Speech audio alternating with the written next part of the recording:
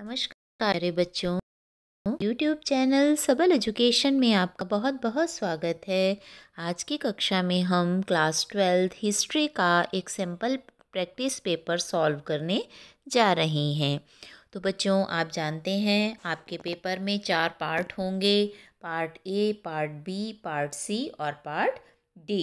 तो अब हम इस प्रश्न पत्र को प्रारंभ करते हैं और इसे सॉल्व करते हैं। ये एमसीक्यूज़ के रूप में है, जैसा कि आपका फर्स्ट टर्म का सीबीएसई बोर्ड का क्वेश्चन पेपर आएगा। तो बच्चों, पहला प्रश्न है, फेयांश क्या है? 4 ऑप्शन है। बर्तन बनाने हेतु प्रयुक्त सामग्री, दूसरा शिल्प उत्पादन हेतु प्रयुक्त सामग्री, तीसरा खेती में प्रयुक्त सामग्री, चौथा इनमें से कोई नहीं। तो फेयांश जो है वो बर्तन बनाने हेतु प्रयुक्त सामग्री है। दूसरा प्रश्न है, मेसोपोटामिया के लोग सिंधु सभ्यता को किस नाम से पुकारते थे? Number 1 Dilmun, number 2 Meluhha, number 3 सिंधु सभ्यता, नंबर 4 उपरोक्त सभी। तो जो मेसोपोटामिया के लोग थे वो सिंधु सभ्यता को मेलुहा कहकर पुकारते थे। प्रश्न 3 है, बड़े अन्नगार कहाँ से प्राप्त हुए हैं? आपके ऑप्शन है लोथल और धोलावीरा, दूसरा चहुंदड़ो और कालीबंगा, तीसरा हड़प्पा और मोहनजोदाड़ो, चौथा इनमें से कोई नहीं। तो बेटा इसका सही उत्तर है, बड़े अन्नगार जो थे वो हड़प्पा और मोहनजोदड़ो से प्राप्त हुए थे। हड़प्पा सभ्यता में नहरों के अवशेष कहाँ मिलते हैं? आपके ऑप्शन है number 1 Kalibanga, number 2 Nageshwar, number 3 Shortughai, number 4 Lothal. तो इस प्रश्न का सही उत्तर है शोतुरघई। प्रश्न 5 है, हड़प्पा सभ्यता से संबंध निम्नलिखित में से कौन सा कथन सही है? नंबर 1 कथन है, कर्निघम को भारतीय पुरातत्व का पिता कहा जाता है, दूसरा धोलावीरा में एक जलाशय मिला, तीसरा ए और बी दोनों, चौथा इनमें से कोई नहीं। तो जो ए और बी दोनों कथन हैं ये सही हैं, इसलिए सी ऑप्शन को हम टिक करेंगे। प्रश्न 6 है, तमिल संगम साहित्य हमें इनके बारे में नहीं बताता। नंबर 1 सातवाहन के बारे में, नंबर 2 चोल के बारे में, नंबर 3 चेरा के बारे में, नंबर 4 पांड्या के बारे में। तो प्रश्न का सही उत्तर है, तमिल संगम साहित्य हमें सातवाहन के बारे में नहीं बताता है। नेक्स्ट क्वेश्चन है, प्रयाग प्रशस्ति में किसको सबसे शक्तिशाली शासक के रूप में चित्रित किया गया है? आपके ऑप्शन है number 1 Ashok, number 2 Chandragupta, number 3 Chandragupta Maurya, number 4 Samudragupta. तो बच्चों, प्रयाग प्रशस्ति में समुद्रगुप्त को सबसे अधिक शक्तिशाली शासक के रूप में चित्रित किया गया है। प्रश्न 8 है, प्रभावती गुप्ता के बारे में कौन सा कथन गलत है? आपके ऑप्शन है, वह चंद्रगुप्त द्वितीय की बेटी थी, उसका विवाह सातवाहन वंश के शासक परिवारों में हुआ था, उसके पास ज़मीन तक पहुंच थी जो उसने दान में दी थी, अपने पति की मृत्यु के बाद प्रशासन पर उसका नियंत्रण था। तो इस बारे में जो गलत कथन है वो यह है कि उसका विवाह सातवाहन वंश के शासक परिवारों में हुआ था। नेक्स्ट प्रश्न है, निम्नलिखित में से कौन सा मगध का राजा नहीं था? आपके ऑप्शन है number 1 Kanishka, number 2 Bimbisara, number 3 Ajatashatru, number 4 Mahapadma Nanda. तो इस प्रश्न का सही उत्तर कनिष्क है। कनिष्क जो है वो मगध का राजा नहीं था। Who is consider the author of Periplus of the Erythraean Sea? तो Erythraean Sea, Periplus of the Erythraean Sea का लेखक कौन है? यहाँ 4 ऑप्शन है, मेगिस्थनीज, दूसरा प्लिनी, तीसरा प्लूटार्क, चौथा एक गुमनाम यूनानी नाविक। तो इस प्रश्न का सही उत्तर है एक गुमनाम यूनानी नाविक जो था, नाव चलाने वाला, वह इसका लेखक था। नेक्स्ट क्वेश्चन है, चांडालों के कर्तव्यों के संबंध में निम्नलिखित में से कौन सा कथन सही नहीं है? आपके ऑप्शन है, उन्हें गांव से बाहर रहना पड़ता था, दूसरा उन्हें त्यागे हुए बर्तनों का उपयोग करना पड़ता था और मृतकों के कपड़े और लोहे के गहने पहनने पड़ते थे, तीसरा वे रात में ही गांव और शहरों में घूम सकते थे, चौथा उन्हें उन लोगों के शवों का निपटान करना पड़ता था जिनके कोई रिश्तेदार नहीं है। तो यहाँ पर जो तीसरा ऑप्शन है ये सही नहीं है कि वे रात में ही गांव और शहरों में घूम सकते थे। नेक्स्ट क्वेश्चन है निम्नलिखित में से कौन सा युग्म सही सुमेलित है। तो जो युग्म हैं, जो जोड़े हैं, वो इस तरह से हैं। पहला है आदि पर्व, संस्कृत महाभारत का पहला खंड। दूसरा है दुर्योधन गांधारी का सबसे बड़े पुत्र। तीसरा हिडम्बा, भीम की पत्नी। चौथा महाश्वेता देवी, महाराष्ट्रियन लेखिका। अब आपको यहाँ पर बताना है ABCD, 4 ऑप्शन बच्चों यहाँ आपको मिलेंगी और आपको बताना है कि कौन सा इसमें युग्म। तो A, B और C, ये जो 3 युग्म हैं ये सही सुमेलित हैं। A आदि पर्व, B दुर्योधन और C हिडम्बा, ये तीनों जो हैं सही मेल किए गए हैं। चौथा वाला महाश्वेता देवी महाराष्ट्रियन लेखक, ये सही मेल नहीं है। नेक्स्ट क्वेश्चन है बुद्ध ने अपना प्रथम उपदेश कहाँ दिया। Number 1 Sarnath, number 2 Kushinagar, number 3 Lumbini, number 4 बोध गया। तो बुद्ध ने सारनाथ में अपना पहला उपदेश दिया था। नेक्स्ट क्वेश्चन है जैन परंपरा के अनुसार महावीर से पूर्व कितने तीर्थंकर हुए। आपको ऑप्शन मिलेंगे 1 23, B है 22, C है 24 और D है 21। तो इस प्रश्न का उत्तर है 23 तीर्थंकर पहले हुए थे। प्रश्न 15 है सांची स्तूप की खोज कब हुई। आपको ऑप्शन है 1800 ईस्वी में, 1818 में, 1918 में या 1820 में। तो सही उत्तर है 1818 ईस्वी में सांची स्तूप की खोज हुई थी। नेक्स्ट प्रश्न है स्तूप में बालकोनी जैसी संरचना को क्या कहा जाता है। नंबर 1 हर्मिका, नंबर 2 अंडा, नंबर 3 यस्थि, नंबर 4 छतरी। तो इस प्रश्न का सही उत्तर है जो बालकोनी जैसी स्तूप में संरचना है उसे हर्मिका कहा जाता है। नेक्स्ट प्रश्न है बुद्ध का संबंध किस गण से था। आपके ऑप्शन है number 1 Koliya, number 2 Maurya, number 3 Shakya, number 4 Lichchhavi. तो बुद्ध का संबंध शाक्य गण से था। सी इसका सही उत्तर है। प्रश्न 18 है बच्चों और महान लघु परंपरा शब्द किसने दिया। यहाँ आपको ऑप्शन दिए जा रहे हैं 4। नंबर 1 REM व्हीलर, 2 है रॉबर्ट रेदिफएल्ड, तीसरा है कनिंगम, चौथा है BB लाल। तो प्रश्न का उत्तर सही है रॉबर्ट रेदिफएल्ड ने यह शब्द दिया था। प्रश्न 19 है आलवार और नयनार विचारधाएं विकसित हुई। कहाँ विकसित हुई आपको बताना है। Number 1 Tamil Nadu, number 2 Karnataka, number 3 Rajasthan, number 4 Assam. प्रश्न का सही उत्तर है तमिलनाडु में ये विचारधाराएं विकसित हुई। नेक्स्ट क्वेश्चन है नाल्यरादि दिव्य प्रबंधम की रचना की गई। नंबर 1 12 आलवार संत, दूसरा लिंगायत, तीसरा तांत्रिक, चौथा 12 न्यनार। तो प्रश्न का सही उत्तर है इसकी रचना 12 आलवार संत द्वारा की गई। प्रश्न 21 है करेक्वाल अम्मैयर थी। अलवार महिला भक्त, नंबर 2 नयनार महिला भक्त, तीसरा लिंगायत महिला भक्त, चौथा तांत्रिक महिला भक्त। तो ये एक नयनार महिला भक्त थी। नेक्स्ट क्वेश्चन है बसवाना किस वंश के दरबार में मंत्री थे। आपके ऑप्शंस हैं number 1 Chalukya, number 2 Rashtrakuta, number 3 Chola, number 4 प्रतिहार। तो प्रश्न का सही उत्तर है ये चालुक्य वंश के दरबार में मंत्री थे।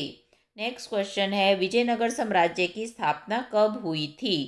1336 ईस्वी में या 1346 ईस्वी में या 1356 ईस्वी में या 1366 ईस्वी में। प्रश्न का सही उत्तर है इसकी स्थापना 1336 ईस्वी में हुई थी। नेक्स्ट प्रश्न है विजयनगर के किस शासक ने अपना दूध चीन के शासक के पास भेजा था। नंबर 1 बहमन शाह, नंबर 2 बुक्का प्रथम, नंबर 3 कृष्णदेव राय, नंबर 4 राम राय। तो प्रश्न का सही उत्तर है बुक्का प्रथम ने अपना दूध चीन के शासक के पास भेजा था।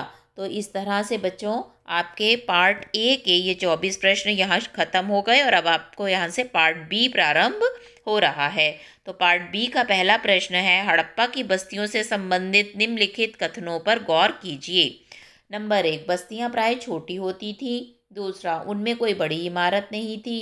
तीसरा, सड़कों का सुनियोजित नेटवर्क था। चौथा, जल निकास प्रणाली सुनियोजित थी।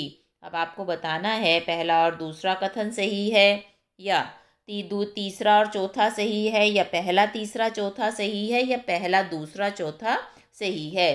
तो बच्चों, इस प्रश्न का सही उत्तर है इसमें तीसरा और चौथा, ये दोनों कथन जो हैं वो सही है। तीसरा कथन है सड़कों का सुनियोजित नेटवर्क था। दूसरा, जल निकास प्रणाली सुनियोजित थी। नेक्स्ट प्रश्न है, निम्नलिखित हड़प्पा स्थलों को उनकी अवस्थिति से सुमेलित कीजिए। तो नंबर 1, लोथल हरियाणा। दूसरा, कालीबंगा गुजरात। तीसरा, हड़प्पा राजस्थान। चौथा, बनावली पाकिस्तान। अब इसमें से आपको सही ऑप्शन को यहाँ पर चुनना है। तो आपको यहाँ पर 4 ग्रुप इन्होंने बनाकर दिए हैं। इसमें जो आपका बी वाला ग्रुप है वो इस प्रश्न का सही उत्तर है।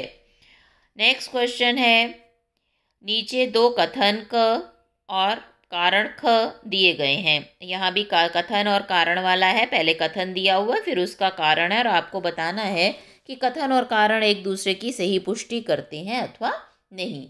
तो कथन है, कनिंघम को भारतीय पुरातत्व का जनक कहा जाता है। कारण, कनिंघम भारतीय पुरातत्व सर्वेक्षण संस्थान के प्रथम डायरेक्टर जनरल थे। तो बेटा, यहाँ पर कथन और कारण सही हैं, और जो कारण है वो कथन की सही व्याख्या भी कर रहा है। नेक्स्ट प्रश्न है, ये जो इमेज है, एक फ़ोटो आपको दिखाई गई है, ये इंडस वैली सिविलाइजेशन में किसकी है? तो आपको बताना है, एक देवता की प्रतिमा है, ये एक पुजारी की प्रतिमा है, ये आदि शिव की प्रतिमा है, या इनमें से कोई भी नहीं है। तो बच्चों ध्यान से देखिए, ये जो चित्र है ये एक पुजारी राजा की प्रतिमा है। बी ऑप्शन पे आप यहाँ पर टिक करेंगे। नेक्स्ट प्रश्न है, गुजरात में सुदर्शन झील के बारे में कौन सा कथन सत्य है? आपके ऑप्शन है, यह एक कृत्रिम जलाशय था। दूसरा, इसे मौर्यों के शासन के दौरान एक स्थानीय गवर्नर द्वारा बनाया गया था। तीसरा, झील की मरम्मत 2वीं शताब्दी ईस्वी में शक शासक रुद्रदामन ने की थी। चौथा, उपरोक्त सभी। तो ये ऊपर की सारी बातें जो हैं वो सुदर्शन झील के बारे में सही हैं, इसलिए हम डी ऑप्शन को यहाँ पर टिक कर रहे हैं। प्रश्न 30 है, निम्नलिखित में से जो मौर्य साम्राज्य की प्रांतीय राजधानी नहीं थी? आपके ऑप्शन है, number 1 Takshashila, number 2 Ujjaini, number 3 Pataliputra, number 4 Suvarnagiri. तो जो मौर्य साम्राज्य की प्रांतीय राजधानी नहीं थी वह थी पाटलिपुत्र। नेक्स्ट प्रश्न है, यहाँ भी कथन और कारण वाला प्रश्न आपके सम्मुख दिया गया है।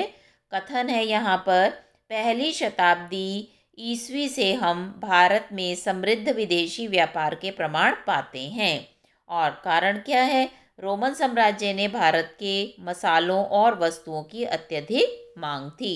तो बेटा, यहाँ पर आपका कथन देख रहे हैं कि हम भारत में समृद्ध विदेशी व्यापार के प्रमाण पाते हैं। क्यों पाते हैं? क्योंकि भारतीय दूसरे देशों से विदेशों से व्यापार कर रहे थे, और रोमन साम्राज्य में भारत के मसालों और वस्तुओं की बहुत मांग थी। इसलिए जो कथन और कारण दोनों सही हैं, और कारण जो है वो कथन की सही व्याख्या भी कर रहा है। नेक्स्ट प्रश्न है, किस वंश ने 2वीं शताब्दी ईसा पूर्व में से 2वीं शताब्दी ईस्वी तक पश्चिमी और मध्य भारत के कुछ क्षेत्र पर शासन किया? यहाँ 4 ऑप्शन आपको मिल रही हैं। Number 1 Chola, number 2 Pandya, number 3 चेरा, नंबर 4 सातवाहन। तो प्रश्न का सही उत्तर सातवाहन है, इसलिए डी ऑप्शन को टिक किया है। प्रश्न 33 है, निम्नलिखित में से कौन सा कथन मनुस्मृति के बारे में सत्य नहीं है? नंबर 1, यह प्रारंभिक भारत के सबसे प्रसिद्ध कानूनी ग्रंथों में से एक है। दूसरा, यह संस्कृत में लिखा गया था। तीसरा, इसे 2वीं शताब्दी ईसा पूर्व और 2वीं शताब्दी ईस्वी के बीच संकलित किया गया था। चौथा, इसमें राजकुमारों को पढ़ाने के लिए नैतिक कहानियाँ शामिल हैं। तो मनुस्मृति में राजकुमारों को पढ़ाने के लिए कोई भी कहानियाँ सम्मिलित नहीं है, इसलिए जो डी कथन है यह इसके बारे में सही नहीं है। नेक्स्ट क्वेश्चन है, निम्नलिखित को मिलाएं। वेदों का अध्ययन और अध्यापन, व्यापार और कृषि में संलग्न होना, युद्ध में संलग्न होना और लोगों की सेवा करना, दास्ता। तो यहाँ पर आप देखिए जो आपको नीचे ऑप्शन दिए गई हैं वो है पहला, दूसरा, तीसरा और चौथा, और आपको इनमें से सही उत्तर पर टिक करना है।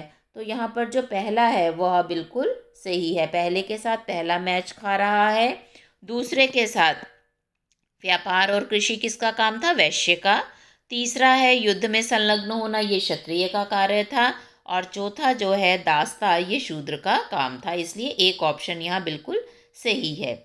प्रश्न 35 में फिर वही कथन और कारण है। कथन दिया है, महिलाओं में से अपेक्षा की जाती है कि वे अपने पिता के गोत्र को त्याग दें और शादी के बाद पति के गोत्र को ग्रहण करें।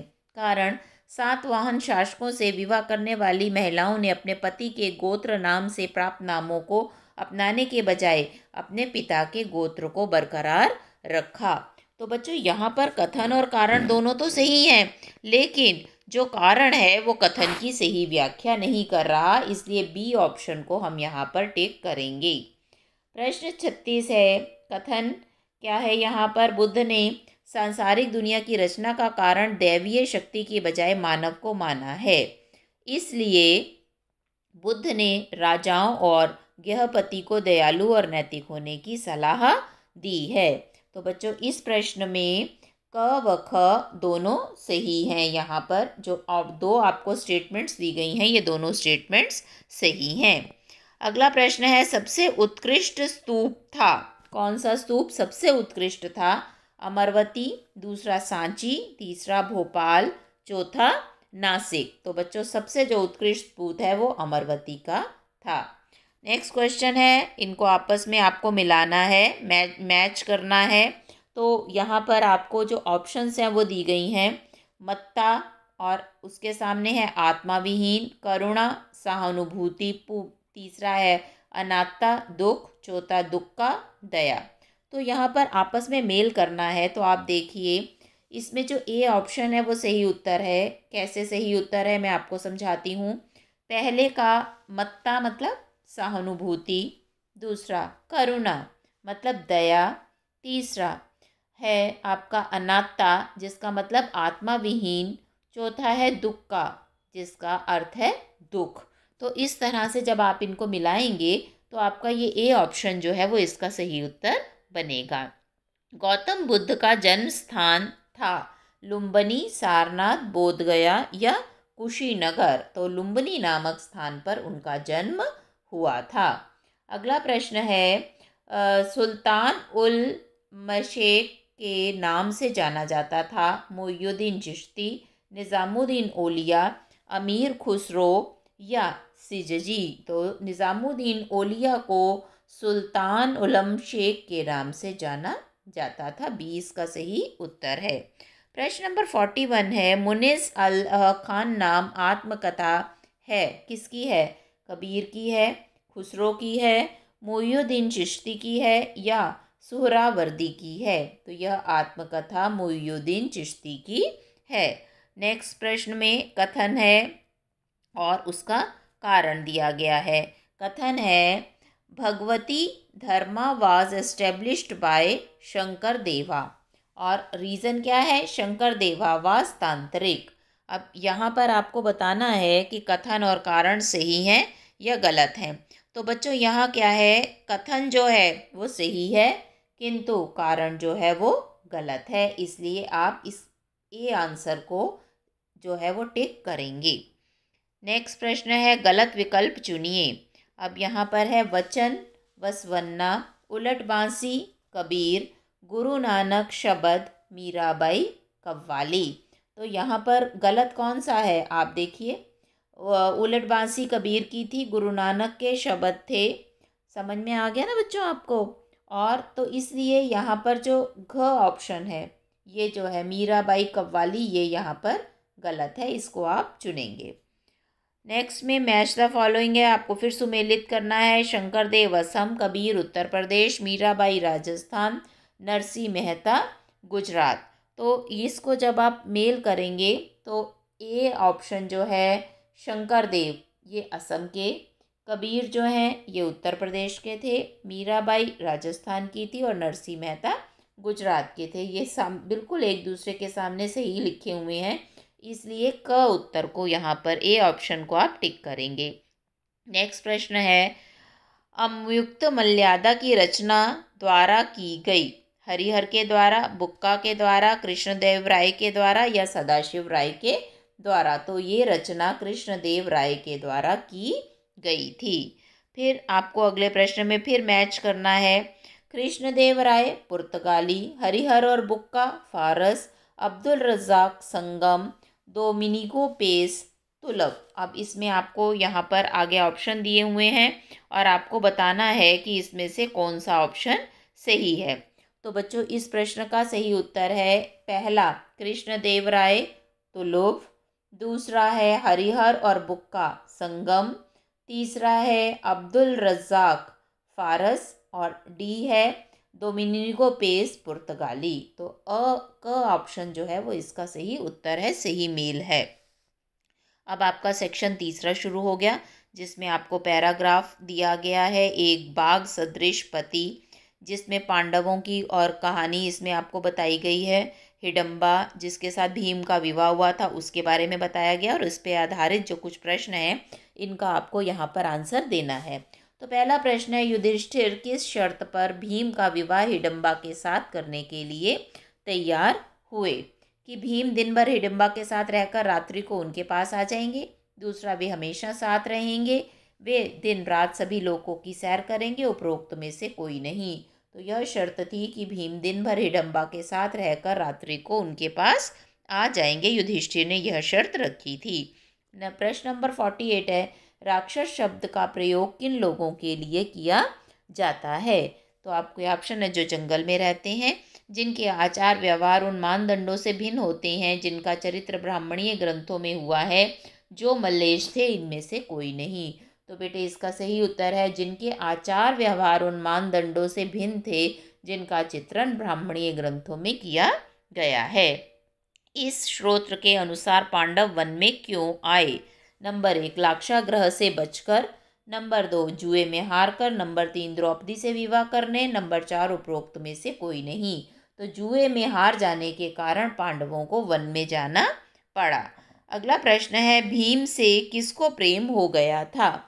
आपके ऑप्शन है, number 1 Putana, number 2 Shurpanakha, number 3 Hidimba, number 4 Surasa. तो भीम को हिडम्बा से प्रेम हो गया था। नेक्स्ट प्रश्न है, महाभारत का रचयिता कौन था? Number 1 Valmiki, number 2 Vedvyas, number 3 Sukthankar, number 4 उपरोक्त सभी। तो वेदव्यास ने महाभारत की रचना की थी। नेक्स्ट क्वेश्चन है, हिडम्बा ने स्वयं को किस रूप में परिवर्तित किया? नंबर 1, एक सुंदर परी, नंबर 2 एक सुंदर लड़की, नंबर 3 सुंदर महिला, नंबर 4 सुंदर युवती। तो हिडम्बा ने एक सुंदर महिला के रूप में अपने आप को परिवर्तित किया। अब अगला एक चित्र आपको देखिए यहाँ पर दिया गया है, ये मंदिर है एक दक्षिण भारत का, और आपसे पूछा गया है कि चित्र में कौन सा मंदिर दिखाया गया है। आपके ऑप्शंस हैं, विरूपाक्ष मंदिर, दूसरा पंपा देवी मंदिर, तीसरा हजार राम मंदिर, चौथा विट्ठल मंदिर। तो प्रश्न का बच्चों सही उत्तर है ये विरूपाक्ष मंदिर का चित्र है। देखिए आप एक बार फिर से चित्र को, ये विरूपाक्ष मंदिर का चित्र है। अगला प्रश्न है, शासकों द्वारा स्वामी विरूपाक्ष के नाम से जारी होने वाले शाही आदेशों में किस लिपि का इस्तेमाल किया जाता था? ऑप्शन मिल रहे हैं, number 1 Tamil, number 2 Malayalam, number 3 Kannada, number 4 Telugu. तो सही उत्तर है कन्नड़ भाषा का प्रयोग, कन्नड़ भाषा की लिपि का इस्तेमाल किया जाता था। प्रश्न 55 है, विरूपाक्ष मंदिर में मैदान को क्या नाम दिया गया? नंबर 1 मंडप, नंबर 2 डिब्बा, नंबर 3 गोपुरम, नंबर 4 शिखर। तो सही उत्तर है वहाँ पर मैदान को मंडप का नाम दिया गया। नेक्स्ट क्वेश्चन है, कृष्णदेव राय का संबंध किस वंश से था? आपको ऑप्शन मिल रहे हैं, नंबर 1 संगम, नंबर 2 सलुव, नंबर 3 तुलुव, नंबर 4 अरविदु। तो उनका संबंध तुलुव वंश से राजा कृष्णदेव राय का संबंध था। नेक्स्ट क्वेश्चन है, विजयनगर राजाओं के लिए किस पदवी का इस्तेमाल किया जाता था? ऑप्शन मिल रहे हैं, नंबर 1 नरपति, नंबर 2 गजपति, नंबर 3 अश्वपति, नंबर 4 अमर नायक। तो प्रश्न का सही उत्तर है उनके लिए नरपति शब्द का इस्तेमाल किया जाता था। अगला प्रश्न है, विजयनगर साम्राज्य किस नाम से जाना जाता था? आपके ऑप्शन है बहमनी साम्राज्य, नंबर 2 हम्पी साम्राज्य, नंबर 3 संगम साम्राज्य, नंबर 4 चोल साम्राज्य। तो विजयनगर जो है इसे हम्पी साम्राज्य के नाम से जाना जाता था। ये बच्चों यहाँ आपका सी पार्ट भी ख़त्म हो गया। अब आपका अगला डी पार्ट है, जिसमें आपको मानचित्र दी गई है और मानचित्र में आपको जो स्थान दिए गए हैं उन स्थानों को भरकर दिखाना है। तो इस तरह से बच्चों ये आपका फर्स्ट टर्म का एक पेपर प्रैक्टिस पेपर है जिसे हमने इस वीडियो में सॉल्व किया। अगर आपको वीडियो अच्छा लगे तो मेरे चैनल को ज़रूर सब्सक्राइब कीजिएगा, जिससे और सब्जेक्ट्स के वीडियो भी आपको समय समय पर मिलते रहें। साथ ही इस वीडियो को ज़्यादा से ज़्यादा लाइक और शेयर कीजिएगा। आपका पेपर बहुत अच्छा हो, ऐसी हमारी शुभकामनाएं हैं। धन्यवाद।